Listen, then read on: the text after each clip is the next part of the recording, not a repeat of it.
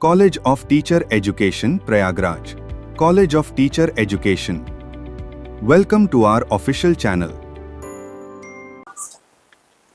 नमस्कार, college of teacher education के online platform में आपका स्वागत है। पिछले लेक्चर में आपने देखा था कि किस प्रकार वैदिक कालीन समाज था और वैदिक कालीन शिक्षा व्यवस्था थी।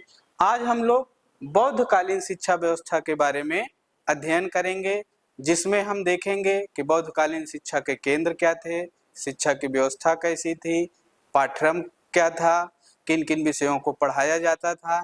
इन सब चीज़ों के बारे में आज हम बौद्ध कालीन शिक्षा व्यवस्था में अध्ययन करेंगे। तो आइए सबसे पहले देखते हैं बौद्ध कालीन शिक्षा केंद्र। तो जो बौद्ध कालीन शिक्षा व्यवस्था थी उसका सबसे पहला केंद्र नालंदा विश्वविद्यालय है। नालंदा बौद्ध शिक्षा का सबसे प्रसिद्ध केंद्र था। यह कहाँ स्थित था? तो यह बिहार में स्थित था। इसमें देश और विदेश दोनों जगह से यात्री आते थे और शिक्षा ग्रहण करते थे। यहाँ पर बौद्ध दर्शन, व्याकरण, तर्कशास्त्र और चिकित्सा विज्ञान की शिक्षा दी जाती थी। बौद्ध शिक्षा प्रणाली का अगर हम दूसरा केंद्र देखते हैं तो विक्रमशिला विश्वविद्यालय है। विक्रमशिला विश्वविद्यालय की स्थापना पाल वंश के शासक राजा धर्मपाल ने की थी। यह तंत्र बौद्ध धर्म और उच्च शिक्षा का महत्वपूर्ण केंद्र था। यहाँ 6 महाविद्यालय और 1 केंद्रीय मंदिर था जहाँ विद्वान शिक्षक पढ़ाते थे। बौद्ध कालीन शिक्षा व्यवस्था का जो तीसरा विश्वविद्यालय था वो तक्षशिला था, या तीसरा केंद्र कहें तक्षशिला। तक्षशिला विश्व के प्राचीनतम विश्वविद्यालयों में से एक था। यह वर्तमान पाकिस्तान में स्थित था। यहाँ वेद, आयुर्वेद, धनुर्वेद और राजनीति की शिक्षा दी जाती थी। चाणक्य और जीवक यहाँ के प्रसिद्ध शिष्य थे। इसके अलावा और भी महान लोग थे जिन्होंने तक्षशिला विश्वविद्यालय से शिक्षा ग्रहण की थी, जैसे चंद्रगुप्त मौर्य। और अब हम आगे देखते हैं शिक्षा की संरचना।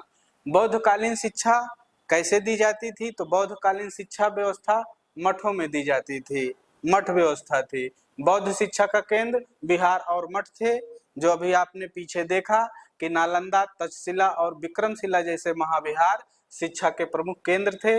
इन मठों में हजारों भिक्षु और भिक्षुणियां एक साथ निवास करते हुए अध्ययन करते थे।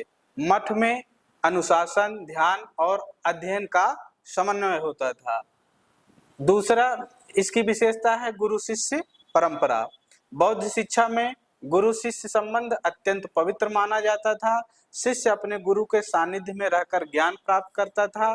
गुरु केवल शास्त्र ज्ञान ही नहीं बल्कि नैतिक आचरण, ध्यान साधना का भी मार्गदर्शन करते थे।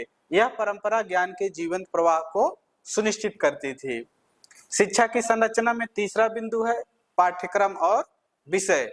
तो हम देखेंगे कि बौद्ध शिक्षा का पाठ्यक्रम अत्यंत व्यापक था, जिसमें त्रिपिटक, दर्शन, तर्कशास्त्र, व्याकरण, चिकित्सा, खगोल विज्ञान और कला का अध्ययन होता था। विद्यार्थी पाली, संस्कृत और स्थानीय भाषाओं में शिक्षा ग्रहण करते थे। बौद्धिक वाद विवाद और शास्त्रार्थ का भी शिक्षण बौद्धिक वाद विवाद और शास्त्रार्थ भी शिक्षण पद्धति का महत्वपूर्ण अंग थे। तो बौद्ध शिक्षा प्रणाली न केवल भारत में बल्कि समस्त एशिया में ज्ञान के प्रसार में इसका अतुलनीय योगदान है। यह व्यवस्था समानता, करुणा और बौद्धिक स्वतंत्रता के मूल्यों पर आधारित थी। बौद्ध शिक्षा की विशेषताएं। अगर बौद्ध शिक्षा की विशेषताएं हम देखते हैं तो बौद्ध शिक्षा में मुख्यतः इसकी विशेषताओं में 3 बिंदु भरकर सामने आते हैं। पहला क्या है? समानता और सार्वभौमिक शिक्षा। बौद्ध शिक्षा में जात भेद के बिना सभी को ज्ञान प्राप्त करने का समान अधिकार था। यह व्यवस्था तत्कालीन समाज में क्रांतिकारी परिवर्तन लेकर के आई थी। अनुशासन और नैतिक शिक्षा। विहारों में शिक्षार्थी कठोर अनुशासन का पालन करते थे। ध्यान, योग और नैतिक आचरण शिक्षा के अभिन्न अंग थे जो चरित्र निर्माण में सहायक थे। तीसरा है व्यवहारिक एवं बहुविषयक ज्ञान। बौद्ध शिक्षा केवल धर्म तक सीमित नहीं थी। चिकित्सा, खगोल विज्ञान, दर्शन, व्याकरण और कला जैसे विषयों की भी शिक्षा दी जाती थी। बौद्ध शिक्षा का पाठ्यक्रम। अगर बौद्ध शिक्षा का पाठ्यक्रम हम देखते हैं तो बौद्ध शिक्षा का पाठ्यक्रम मुख्यतः तीन भागों में डिवाइड किया गया है। पहला है धर्म एवं दर्शन। बौद्ध शिक्षा में त्रिपिटक, अभिधम्म और बौद्ध दर्शन का अध्ययन केंद्रीय था। छात्र चार आर्य सत्य, अष्टांगिक मार्ग और पतित समुत्पाद जैसे गहन दार्शनिक सिद्धांतों का अध्ययन करते थे। तर्कशास्त्र एवं चिकित्सा, न्याय और तर्कशास्त्र में भी वाद विवाद की परंपरा थी। आयुर्वेद और चिकित्सा विज्ञान भी पाठ्यक्रम का अभिन्न अंग था। चरक संहिता और सुश्रुत संहिता का अध्ययन भी किया जाता था। पाठ्यक्रम में अगर तीसरी चीज हम देखेंगे कला एवं साहित्य, तो व्याकरण, काव्य, संगीत, चित्रकला और मूर्तिकला की शिक्षा भी दी जाती थी। पाली, संस्कृत और प्राकृतिक भाषाओं में साहित्य रचना का प्रशिक्षण भी छात्रों को दिया जाता है। इस प्रकार हमने देखा कि बौद्ध शिक्षा का पाठ्यक्रम तीन भागों में विभाजित था। अब आइए निष्कर्ष में हम देखते हैं कि बौद्ध शिक्षा व्यवस्था ने भारतीय सभ्यता को गहराई से प्रभावित किया। नालंदा, तक्षशिला और विक्रमशिला जैसे विश्वविद्यालयों ने ज्ञान की एक अमूल्य परंपरा स्थापित की जो सदियों तक जीवित रही है। इस शिक्षा प्रणाली ने जात भेद से परे सभी को शिक्षा का अधिकार दिया और नैतिकता, करुणा तथा विवेक को केंद्र में रखा।